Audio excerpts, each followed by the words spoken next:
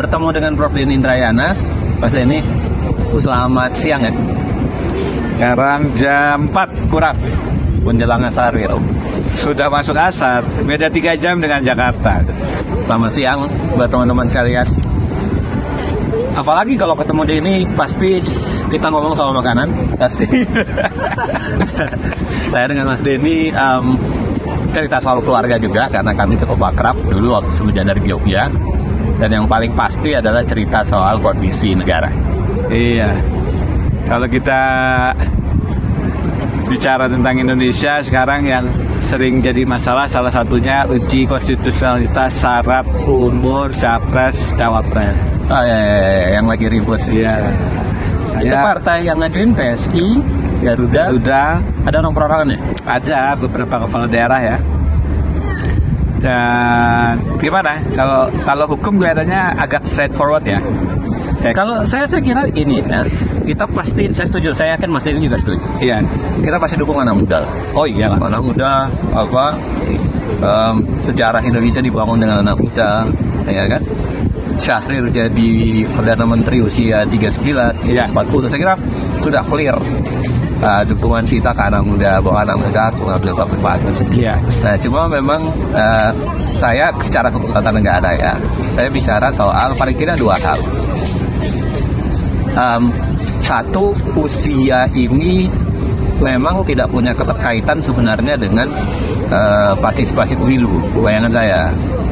Karena setidaknya secara bukti ya. Iya. Karena kan kalau kita ingat aturan 35 ini berlaku sampai 2014. Pemilu 2014 kan masih 35. Ya. 2017 keluar undang-undangnya, baru di pemilu 2019 jadi usia 40. Iya. Artinya begini, kalau kita mau compare saja antara partisipasi pemilu 2014 apakah lebih tinggi dari pemilu 2019. Kan mudah untuk melihatnya, untuk mengatakan bahwa betulkah ada korelasi antara partisipasi pemilu. Seingat saya enggak. Seingat saya relatif agak mirip-mirip saja, dan seingat saya agak cukup besar. Artinya pada saat 35 pun apatisme itu ada juga dari kelompok gitu ya. Jadi argumentasi ini akan meningkatkan partisipasi. Tidak serta-merta. Artinya kalau tidak serta-merta, dia bukan rasio legis kalau istilah hukum. Dia bukan alasan rasional yang pasti berkaitan. Ya. Nah, yang kedua, saya kira kalau secara hukum tata negara, ya soal umur ini MK itu selalu itu tohat gitu, pakai ain gitu, tohat dengan 39 ya, dengan usia, bahwa usia itu adalah open legal policy. Open legal policy itu teman-teman adalah, maksudnya adalah aturan yang itu terbuka bagi pembentuk undang-undang mengaturnya lebih detail. Dan kalau kita lihat soal cara capres itu kan menarik, karena pasal 6 itu kan hanya mengatur secara sederhana soal syarat menjadi capres, cawapres. Lalu dibuang di ayat terakhirnya untuk mengatakan diatur lebih lanjut dengan undang-undang. Dan itu artinya memang terbuka, yang namanya open legal policy sangat besar di situ. Kalau naik via karena yang diatur. Nah, saya kira kalau MK up ya pakai ain itu dengan itu, saya kira harusnya ditolak gitu. Walaupun kan kalau kita lihat beberapa putusan MK sekarang belakangan ini, KPK. Jangan salah KPK. Udah nyebut KPK ya sekarang. Iya, di putusan KPK udah mulai ada jalan keluar tuh untuk ketidaktaatan dengan untuk Nurul Gufron sebenarnya kan. Boleh harus 50 tahun. Tetapi kalau sudah pernah, ya apa-apa, berpengalaman. Nah, ini juga yang kemudian disampaikan oleh Partai Garuda. 40 tahunnya tidak masalah. Pengalaman dan usia itu kan beda sebenarnya. Bisa dipaksa disamain kan? Ya, itulah aja ini. Hukum kita ini kadang-kadang dan itu mau dipakai oleh Partai Garuda ya mengajukan. Kalau PSI kan mintanya dari 40 ke 35. Kalau Partai Garuda seingat saya 40 atau pernah menjadi era. Jadi ya sama aja sebenarnya kalau kita bicara political open legal policy atau dalam referensi lain disebut political question. Jadi tidak diambil oleh lembaga yudikatif Mahkamah Agung Amerika Serikat, karena itu adalah persoalan-persoalan politik diserahkan kepada Presiden dan Kongres Amerika. Disebutnya Doctrine Political Question. Kalau umur ini kan, kalau kita sebut 40 tahun tidak konstitusional, terus berapa yang konstitusional? 35, 30, 25, 20 kan repot. Dan memang kalau bicara diskriminasi, MK selalu mengatakan patukannya undang-undang HAM kan. Diskriminasi itu terkait dengan agama, kan gitu, ras, perbedaan politik. Tapi kalau umur tidak dikatakan diskriminatif, karena ya tadi kalau kita bicara angka, mana angka yang lebih konstitusional, kan begitu. Kenapa tidak 30, kenapa tidak 32, kan tidak bisa gitu. Nah, kalau hukum kelihatannya agak straightforward ya. Kalau isu ini yang sering menjadi perhatian tentu adalah politiknya. Dan ya saya mengatakan di beberapa kesempatan tidak terhindarkan bahwa terbaca di banyak pemberitaan juga bahwa ini ada motif politik sih. Tentu teman-teman yang mengajukan menolak, PSI misalnya menolak, tapi ya saya mengatakan ini apakah ada kaitannya dengan Pilpres, terus nama Gibran disebut, ya agak sulit untuk tidak mengaitkan kan. Dan sayangnya pada saat kita bicara rekam jejak, dengan segala hormat ke teman-teman PSI, bahasa tegak lurus pada Jokowi itu menjadi dimaknai ya ini adalah PSI adalah Jokowi adalah PSI, kan begitu. Dan kalau kemudian sekarang muncul bacaan bahwa ini untuk Gibran sendiri juga akhirnya pada saat satu podcast tidak berani bilang nggak akan maju. Dia masih bahasanya masih tidak secara tegas nolak. Artinya memang ada kemungkinan itu kan. Dan lagi pula memang secara hitungan politik kan nilai dukungan ke Jokowi kan masih tinggi publik. Jadi kalau ada trust Jokowi yang maju, saya kira capres manapun mungkin akan tertarik. Ya itulah. Nah, kenapa saya melihat dari sisi politik? Kalau dari sisi hukum sebenarnya agak tidak ada pintu masuk kalau mau menyoal konstitusionalitas umur ya.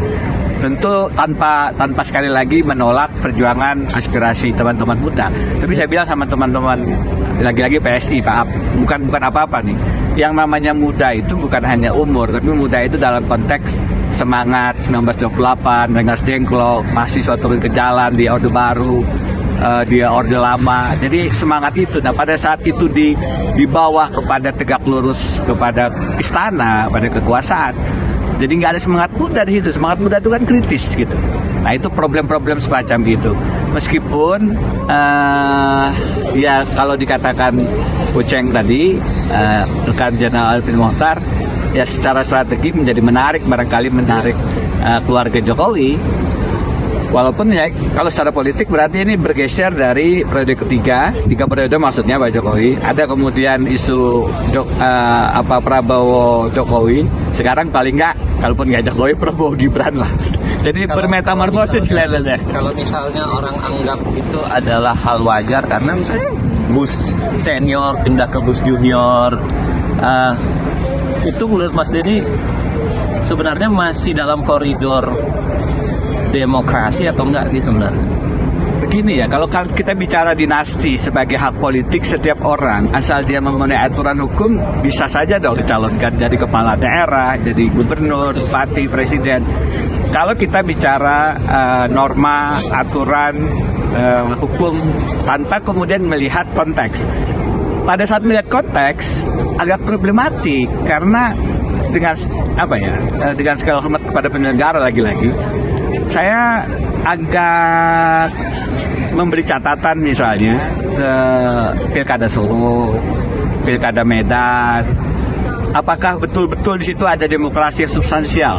Kok dengan kekuatan-kekuatan yang dimiliki oleh istana Pak Jokowi untuk memberi pengaruh, menurut saya juga ada pertanyaan tentang free and fair di situ. Misalnya dalam kasus inilah, dalam kasus Pilkada Solo, Dan sebenarnya saya termasuk yang mengatakan ya tidak ada masalah kalau memang itu adalah proses pemilihan yang fair. Ya. Tapi kan sempat ada isu waktu, saya nggak tahu ya, sempat ada isu yang lawannya dipanggil ke istana kan?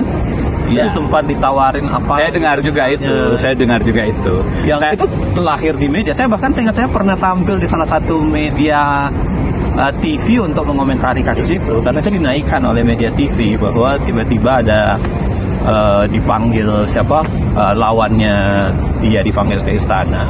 Kemudian nah kalau saya kira itu yang begitu-begituan sebenarnya yang harusnya ditolak. Persis. Jadi kita masih punya persoalan dengan free and fair, dan pada saat yang maju adalah lingkaran istana, lingkaran kekuasaan yang bisa Pak Jokowi masih punya pengaruh, leverage, keuntungan untuk mempengaruhi birokrasi bahkan aparat.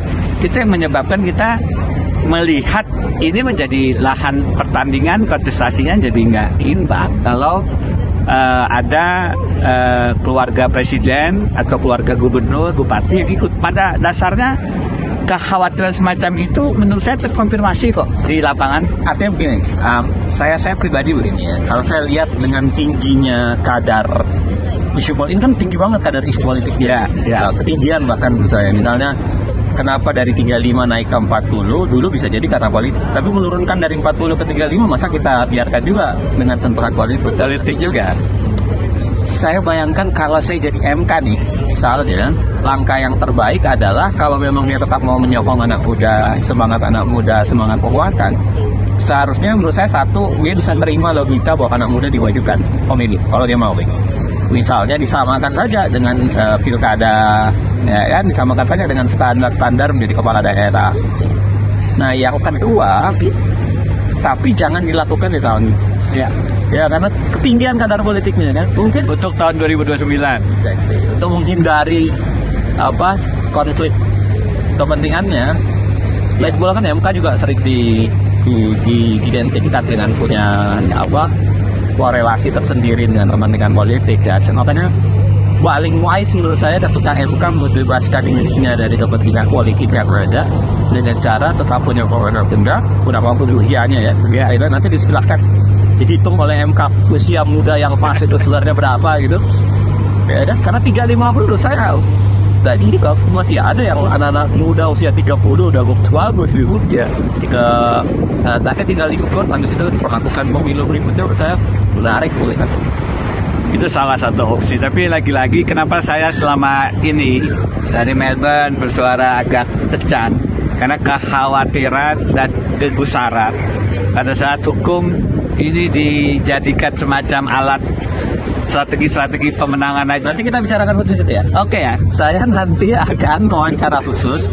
Kenapa Denny, kan banyak yang nulis tuh di media sosial, Denny berani ngomongnya keras hanya dari Australia. Nanti kita ngomongin itu. Oke. Ya. Teman-teman sekalian, terima kasih. Cukup ya. Sementara nanti kita isu-isu yang lain akan kita bahas. Masih agak lama lah di Melbourne. Temenin saya dulu. Panjang umur berjalan. Terima kasih. Assalamualaikum warahmatullahi wabarakatuh. Waalaikumsalam warahmatullahi wabarakatuh.